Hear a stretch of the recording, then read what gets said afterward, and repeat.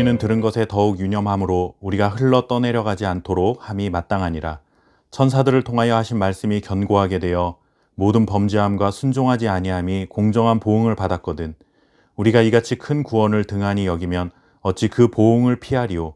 이 구원은 처음에 주로 말씀하신 바요, 들은 자들이 우리에게 확증한 바니 하나님도 표적들과 기사들과 여러 가지 능력과 및 자기의 뜻을 따라 성령이 나누어 주신 것으로서 그들과 함께 증언하셨느니라. 아멘. 교회와 성도들의 삶에는 원치 않는 고난이 찾아올 때가 많이 있습니다. 교회를 무너뜨리고 성도들의 믿음을 흔들리게 만드는 세상의 위협과 도전이 끊이지 않기 때문에 그런 것이죠. 때로는 지독한 박해를 통해 교회와 성도들을 공격하기도 하고 이상한 가르침으로 유혹하거나 경제적인 압박을 통해 흔들기도 합니다. 뿐만 아니라 관계의 문제를 일으키기도 하고 사회적으로 소외감을 느끼도록 해서 올바른 믿음을 지켜가기 어렵게 만드는 유혹과 도전이 끊임없이 우리의 삶에는 밀려옵니다. 우리가 살펴보고 있는 히브리서는 기독교로 개종한 유대인들을 향한 서신입니다. 유대인들은 예수님을 하나님의 아들, 메시아로 인정하지 않기 때문에 예수님을 신앙의 대상으로 삼지 않습니다. 그리고 동족인 유대인이 기독교로 개종을 하면 사회적으로 고립시키고 혈연 관계도 끊고 박해와 핍박을 서슴지 않았습니다. 그러니 유대교에서 기독교로 개종한 유대인들은 신앙생활이 결코 쉽지 않았겠죠.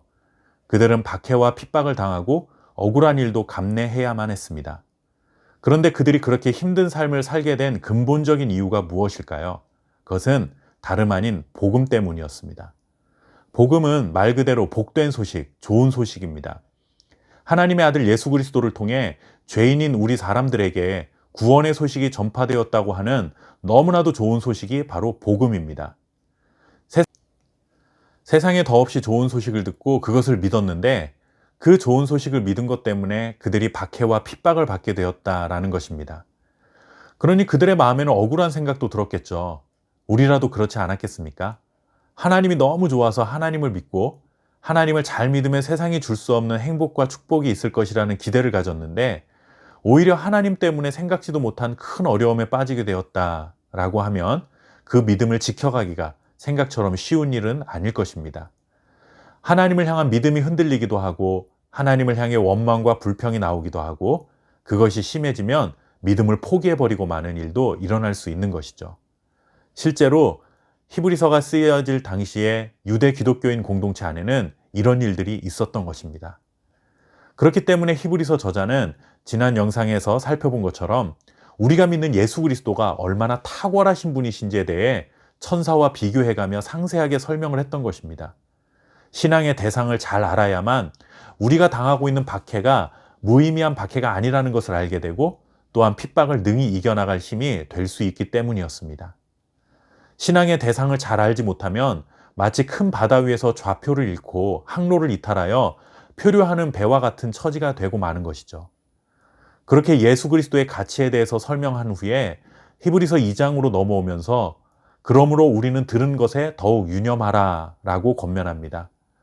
하나님의 말씀을 들었으면 그것을 굳게 간직하라 라는 의미의 말씀입니다.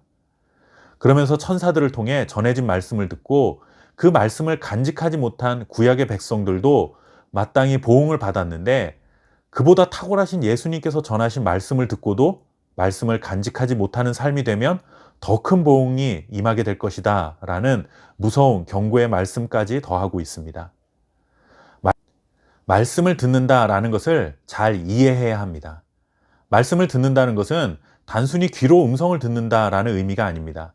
물론 귀를 통해서 듣죠. 하나님의 말씀을 청각적으로 듣는 것, 귀를 통해 목소리를 듣는 것, 그것이 중요하지만 사실 여기서 말씀을 듣는다는 의미는 그런 청각적으로 듣는다라는 의미를 넘어 그 말씀에 합당한 반응을 해야 한다라는 의미가 담겨 있습니다.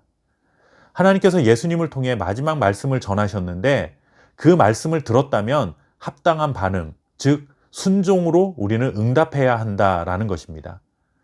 그러니 하나님의 말씀을 잘 들어라 라는 이 말씀은 하나님의 말씀을 잘 듣고 그 말씀에 순종하라 라는 권면의 말씀인 것입니다. 우리는 설교를 듣거나 말씀을 읽다가 은혜가 되면 고개를 끄덕입니다. 이해가 된다는 것이죠. 당연히 말씀 앞에 보여야 할 반응이기도 합니다. 내가 잘 들었고 내가 잘 이해했습니다 라는 표현을 하는 것은 중요합니다. 그러나 하나님의 말씀을 듣고 이해하고 지식적으로 깨닫는 것에 머물러서는 안 됩니다. 듣고 이해했다면 살아서 운동력 있는 그 말씀이 내 생각을 바꾸고 내 가치관을 바꾸고 결국에는 내 행동까지도 변화를 일으켜야 한다는 것을 반드시 기억해야 합니다. 결국 아무리 훌륭하고 탁월한 설교자의 설교를 많이 듣고 감동을 받고 은혜를 받았다 할지라도 그것이 심리적이고 정서적인 위안을 주는 것으로만 끝난다면 그것은 정확히 말하면 말씀을 들은 것이 아닙니다. 오늘 히브리서는 분명히 우리에게 이것을 말하고 있는 것이죠. 말씀을 들었으면 핍박이 와도 유혹이 와도 그런 외부적인 요인 때문에 항로를 이탈한 배처럼 이리저리 떠내려가서는 안 된다라는 것입니다. 사랑하는 여러분, 말씀을 통해 예수님을 알아가는 지식이 날마다 넓어지고 깊어질 수 있기를 바랍니다. 그리고 들은 말씀이 이해의 수준에서 머물지 마시고 순종의 삶으로 이어져 성숙한 그리스도인의 삶을 이루어 가시기를 바랍니다. 오늘도 그 은혜가 우리 모두에게 넘쳐나기를 간절히 소망합니다. 감사합니다.